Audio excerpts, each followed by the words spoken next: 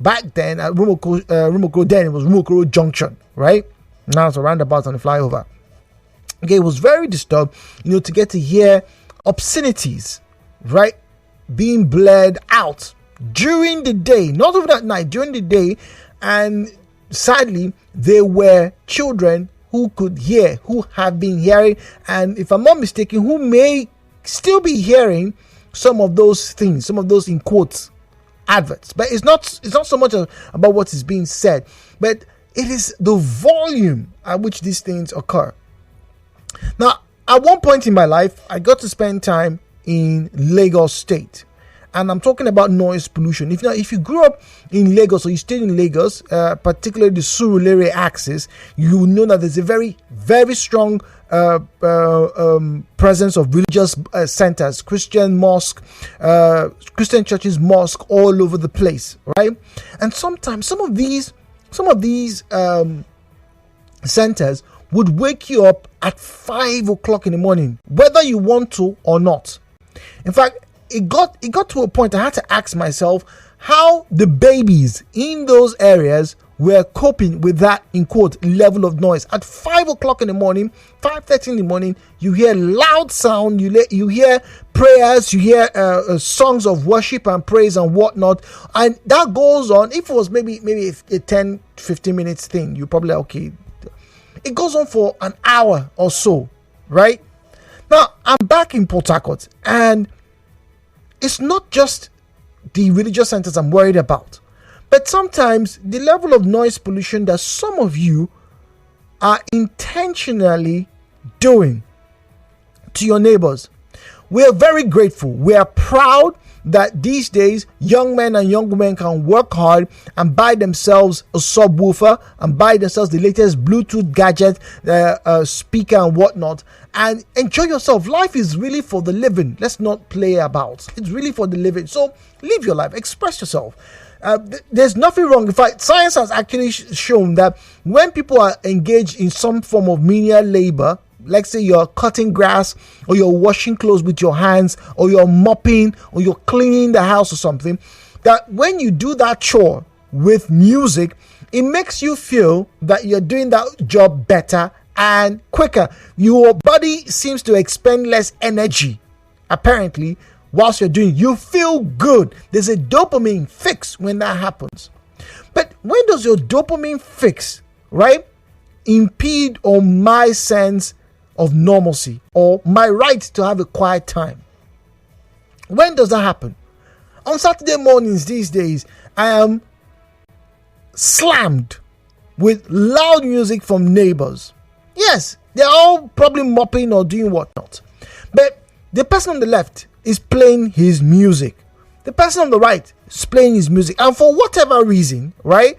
And I have to admit, maybe I used to be like that when I was much younger. For whatever reason, they feel it is justified to open their doors and their windows so that everybody would know that I listen to the latest Timaya song or Ashake song. It's great. Like I said, it makes you feel good whilst you're working.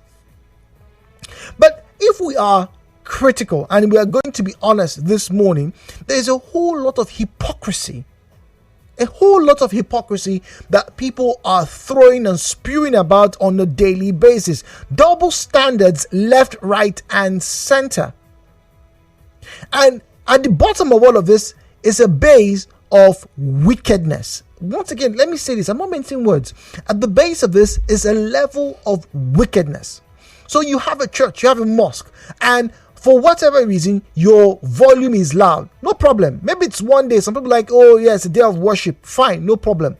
But I cannot fathom how these individuals who come up on a Sunday or Tuesday or Friday or whatever for their worship, they blare the music, they blare whatever they are doing, and then they go back to their houses where they will sleep peacefully.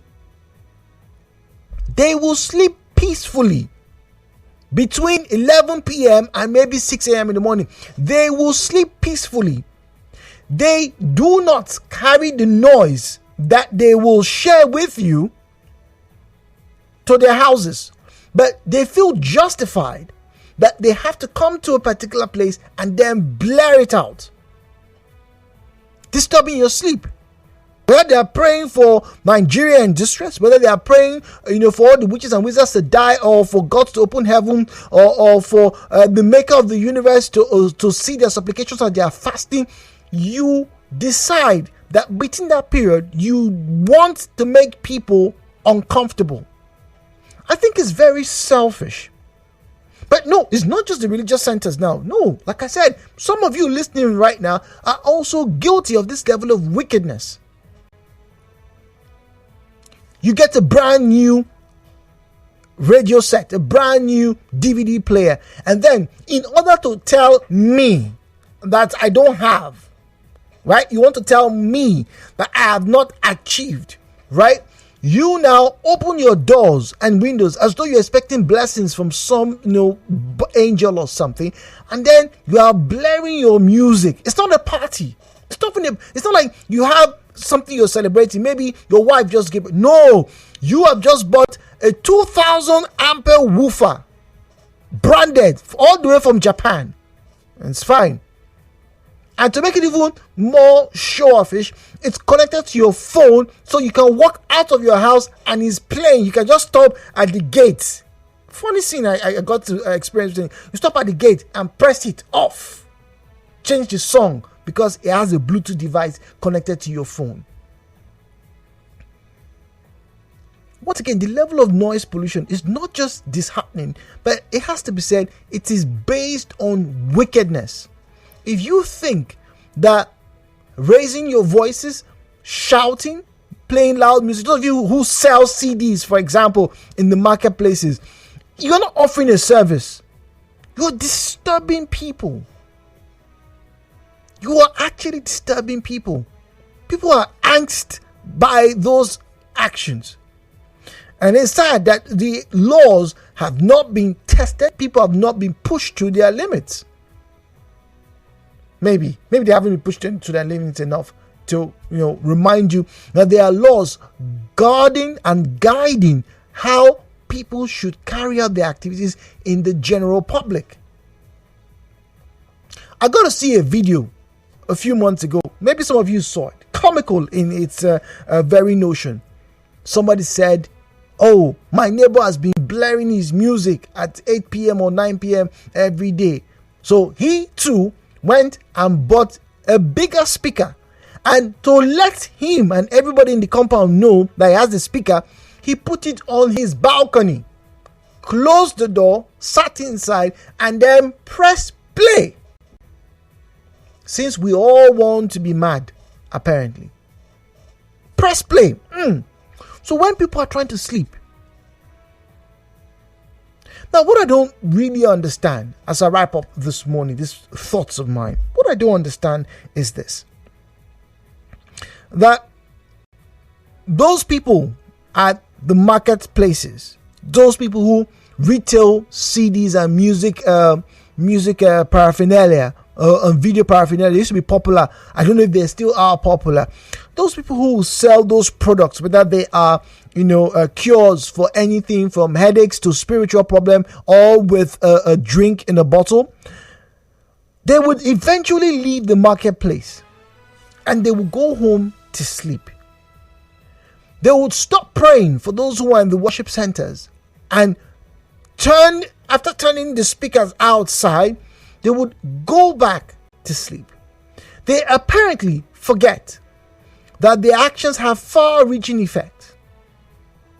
And it makes me wonder, if I, myself, Jude, if I decide, right, that whilst you are having your service, whilst you're having your prayer session, whilst you're having your worship, whether it's on a Friday, on a Sunday, on a Tuesday, on a Wednesday, if I decide to hire some of the best speakers in the business, and then I place it smack in front of your worship center or at your marketplaces. Don't forget, like I said, even in the marketplaces, it's going on noise pollution. If I do decide to get some of the best speakers, if you've ever been to an event where the performers are musicians, talking about Nigerian musicians, you know that their speakers are very good. Imagine if I hire just one of those speakers and I put it in front of you at 11 p.m. at night when you want to sleep, would you not call me the devil? Would you not say I am evil incarnate? But every day, this foundation of wickedness is built upon every day in the guise of noise pollution. Every day, we give justification for it. Some people make complaints, say, no talk, no talk. You know, say, here we dey praise God, no talk. Finally, I have to ask, what if the Igbesu worshippers, what if the Ayala worshippers, what if the Shango worshippers all decide to do the very same thing that everybody else is doing? Right? Would you be comfortable if I get my Igbesu brothers to come and make a sacrifice in front of your place and sing and dance for 4 hours? I could pay them. How would that feel? How would that come across? We all have a right to association. I have a right to a good night's sleep. So do you. And for those of you, once again, who would wake up at 3 a.m. in the morning and decide that that is the best time to cast down principalities and powers,